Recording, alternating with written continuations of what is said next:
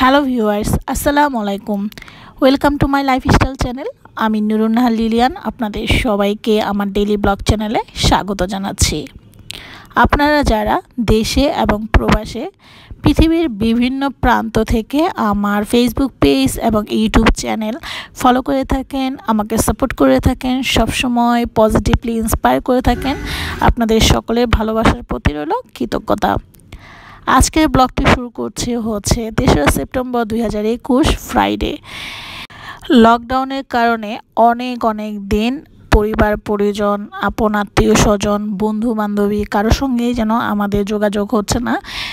আগের মতো আমরা যারা বাঙালি, বাংলাদেশের সংস্কৃতি অনুযায়ী আমরা সবসময় পরিবার পরিজন নিয়ে থাকতে ভালোবাসি, বন্ধু বান্ধবী সবসময় একটা সমাজের মানুষজনের মধ্যেই নিজেকে আবিষ্কার করতে ভালোবাসি, কিন্তু লকডাউনের কারণে হয়নি। তো অনেক দিন পর এই শুক্রবারটা আমাদের ফ্যামিলি ফ্রেন্ড রিয়াজ ভাই এবং সানজি ভাবিদের বাসায় এবং তাদের সাথে খাওয়া দাওয়া এবং বলা যায় ফুল ডে, একেবারে হোল ডে আমরা তাদের সাথে ছিলাম। তো আজকের ব্লগটা তাদের সাথে কাটানো কিছু সময়ের পার্ট 1। সেটা হচ্ছে আমরা ডে টাইমটা কাটিয়েছিলাম তাদের বাসায়, দুপুরের লাঞ্চ, তারপরে হচ্ছে সন্ধ্যার পরে হচ্ছে ভাইয়া ভাবি আমাদেরকে একটা, ওনারা যেহেতু মিরপুর অফিসার্স কোয়ার্টার্সে থাকেন, তো ওটার কাছেই হচ্ছে বেশ অনেক রেস্তোরাঁ। তো ভাবির খুবই পছন্দের একটা রেস্তোরাঁর নাম হচ্ছে রোড সাইড কিচেন। তো সেখানে আমরা গেলাম। মোটামুটি অ্যাকচুয়ালি আমরা ফুচকা খেতে বের হয়েছিলাম, কিন্তু ফুচকার থেকে হঠাৎ মনে হলো যে এটাতেই যাই। তো ভাবির এটা খুবই ফেভারিট, তো আমরা সেখানে গেলাম। আর যাত্রাপথে মোটামুটি অনেক বেশি জ্যাম ছিল না, আবার খুব যে বেশি রাস্তা ক্লিয়ার ছিল তাও না। তো অনেক দিন পর আমাদের গল্প গুজব আড্ডা, বিভিন্ন বিষয় নিয়ে আলাপচারিতা, আর বাইরের ভিউটা দেখতে ভালো লাগছিল যে মানুষ চলাচল করছে, আর নিজের এরিয়া থেকে আরেকটা এরিয়াতে গিয়ে জীবন দেখা, তাদের জীবনযাপন কেমন হচ্ছে, কেমন চলছে, ভালোই লাগছিল রাতের দিকটায়।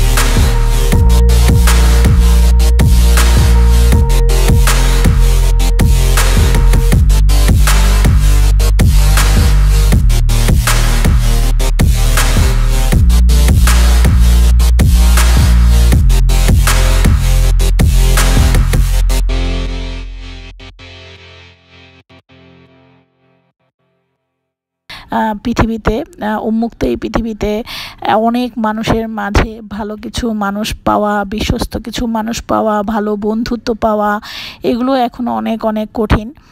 কারণ আগের মতো এখন সেই সহজ সরল পৃথিবী নাই। কারণ হচ্ছে প্রযুক্তির উৎকর্ষতার কারণে পৃথিবী যেমন অনেক সহজ হয়েছে, সেই সাথে পৃথিবী অনেক জটিলও হয়েছে। মনুষ্য জগৎ, মনের যে মানুষের যে মন মানসিকতা, সেটাও অনেকটা পাল্টে গিয়েছে। তো সেখানে আমাদের প্রত্যেকটা পদক্ষেপেই অনেক সচেতনতা, অনেক বুদ্ধি খাটিয়ে চলতে হয়।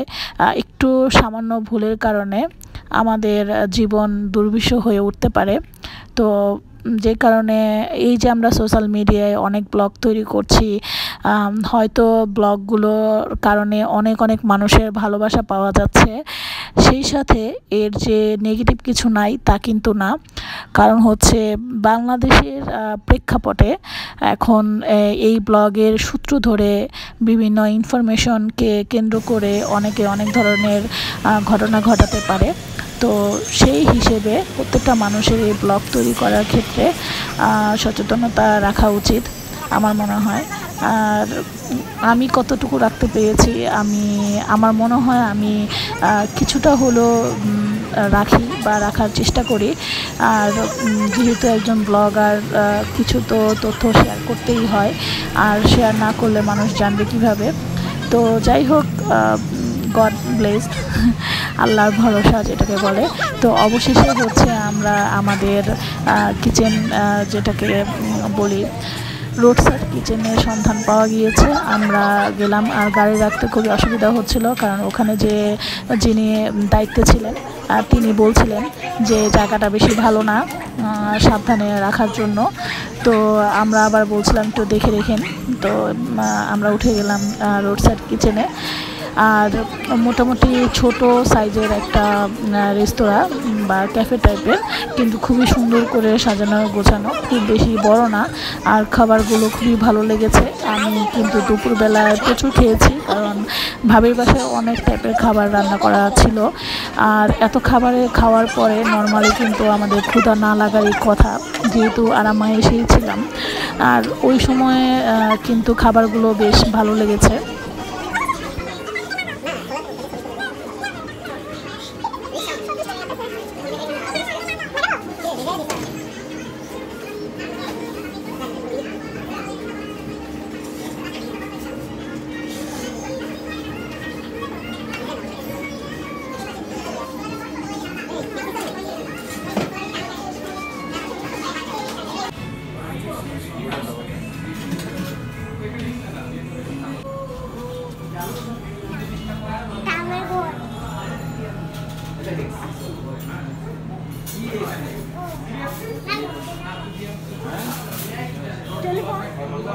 মানে ইয়ে রাখছে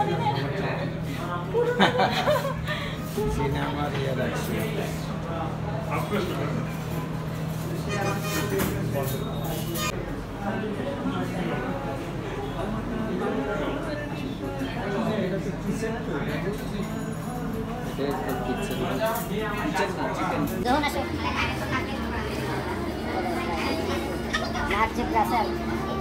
খাবারের না চিকেন সমস্যা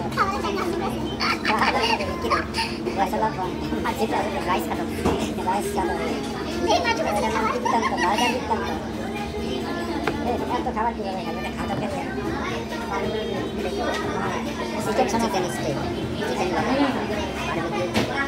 সব সেটা এই স্টেকটা বললাম এত চিকেন খাওয়া যাবে না। আচ্ছা তোরা খা, আমি হালকা কিছু আছে কিনা বুঝি।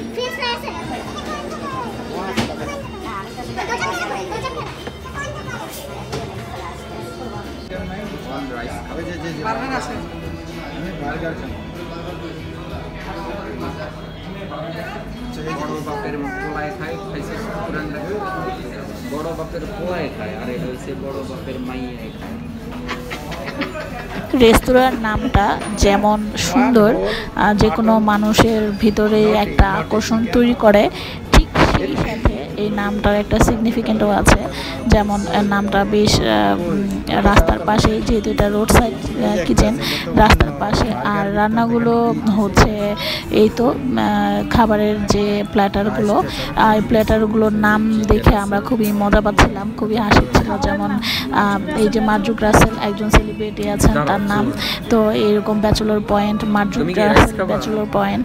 আবার হচ্ছে বার্গার নিয়ে অনেক রকমের, এই যে বার্গার বৃত্তান্ত, বার্গার রিটার্নস, এই তো বার্গার নিয়ে অনেক ধরনের। আবার রাইস অ্যান্ড আলফা, মানে বিচিত্র সব নাম। আর হচ্ছে এখানে চিটাগাংয়ের ভাষা বা নোয়াখালীর ভাষা হবে যে বেগুইন, এখানে লেখা আছে বেগুইন 349 টাকার একটা, মনে হয় 150 টাকা। তো 350 টাকা এক একটা প্ল্যাটার। তবে আমাদের ধানমন্ডি বা এলিফ্যান্ট রোডে কিন্তু 350 টাকায় এরকম একটা প্ল্যাটার পাওয়া যায় না, আমি দেখেছি। কারণ হচ্ছে মিরপুর এরিয়ার আরও কয়েকটা রেস্তোরাঁতে খেয়ে দেখেছে যে ওখানে তুলনামূলক ধানমন্ডির তুলনায় মোটামুটি দাম কম। তবে এখানের এই যে লেখা হচ্ছে বেগুইন প্ল্যাটার 349 টিয়া, খুব সম্ভবত এটা নোয়াখালীর ভাষা হবে বা চিটাগাংয়ের ভাষা, যেটাই হোক। আমাদের কাছে খুবই মানে ফানি লাগছিল আমরা কোন প্ল্যাটারটা খাবো। তবে আমার বেসিক্যালি হচ্ছে ফ্রেঞ্চ ফ্রাই খেতে ইচ্ছে করছিল। আর আমি তো চিকেনের অনেক মানে চিকেন আমার অনেক ফেভারেট। তো অনেক চিন্তা ভাবনা করে কোনটা নেব। তবে আমি চিকেন সমাচার নিয়েছি, আমার হাজব্যান্ড ওখানে হচ্ছে বার্গার বৃত্তান্ত। তো আবার ভাবি হচ্ছে এখানে রাইসের একটা অর্ডার করেছেন, ভাইয়াও হচ্ছে বার্গার না, ওনারটা হচ্ছে চিকেন সসেস আছে এরকম একটা প্ল্যাটার নিয়েছেন। তো আমরা 4টা প্ল্যাটার নিয়েছিলাম, আর বাবু তো একেবারেই ছোট, তো বাবুর মতো ওখান থেকে নিয়েছে, আর ও খুব একটা বেশি খায় না। তো যেহেতু প্ল্যাটারগুলো মধ্যে মোটামুটি যথেষ্ট পরিমাণের খাবার ছিল, অনেকগুলো আইটেম, আর খাবারগুলো আমরা অর্ডার দিয়ে আমরা এখন ফান করছিলাম। তো কিছুক্ষণের মধ্যে এই খাবারগুলো চলে আসবে, আর তখন আমি আপনাদের সঙ্গে আবার শেয়ার করব।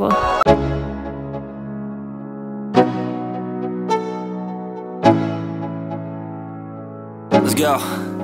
Yo, I'm like an addict, do I gotta have it. I ain't even playing, got a really bad habit. If it moves, gotta grab it, fuse like a magnet. Lose, won't have it till I'm doomed in a casket. I ain't playing, got a weird mind.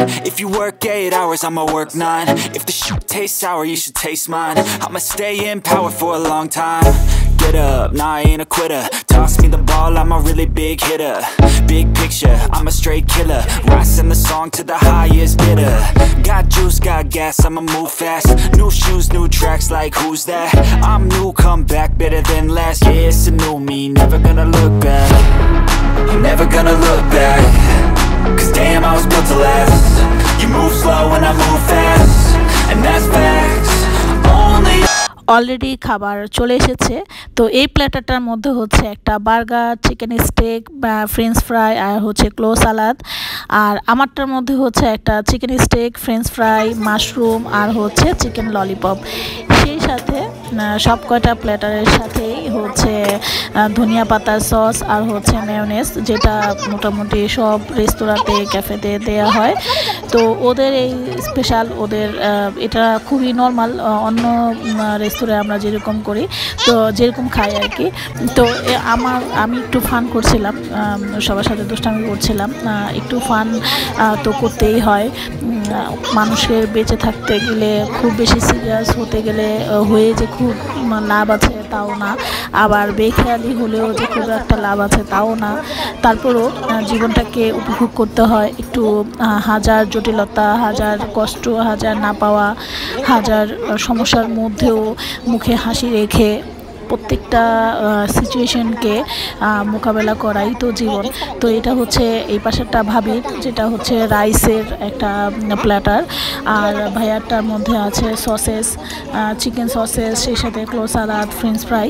তো প্রত্যেকটার মধ্যেই যেগুলো আর কি rice ছাড়া, সেগুলোর মধ্যে French fry আছে, আর rice আইটেমটার মধ্যে হচ্ছে চিকেন, বিফ, যে যেটা নেয়।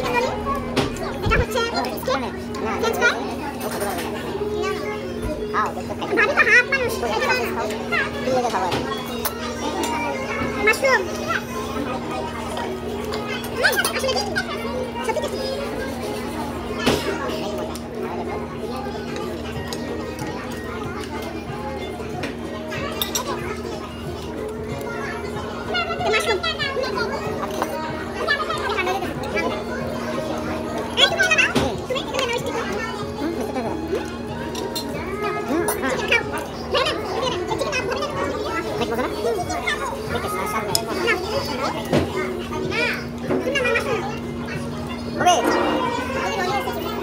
আমরা তো ফুচকার ওখানে আর যাই না, এই পাশে ওই যে একটা রেস্টুরেন্টে আসছি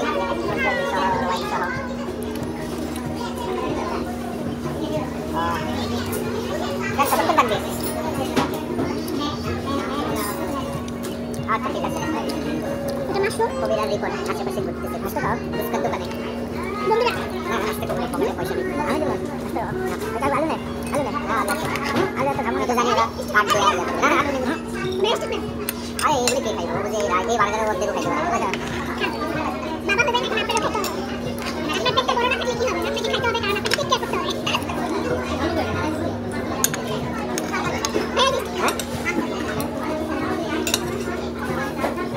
এই যে সন্ধ্যায় বানায় রাখে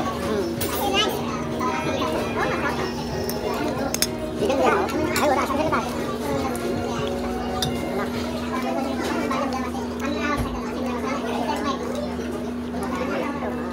সসেস খাও না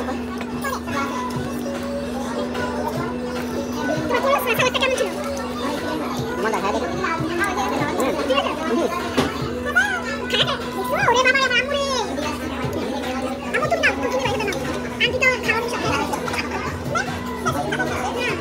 তো আমাদের খাবারের স্টাইল দেখে যে কারো মনে হয় জিভে জল চলে আসবে। তো যাই হোক খুবই মজা ছিল, ভালো লেগেছে, অনেস্টলি বলছি। খাবারগুলো ভালো ছিল আর পেট ভরা অবস্থাতেও ভালো লেগেছে, কারণ অনেক সময় পেট ভরা থাকলে খাবার কিন্তু ভালো লাগে না। তো আমাদের ভালো লেগেছিলো। আর এর মধ্যে আমরা আবার খাবার ভাগাভাগি করছিলাম। আমার হাজব্যান্ড হচ্ছে ওর প্ল্যাটারে যেহেতু ছিল বার্গার ছিল, ও আমাকে হাফ দিল।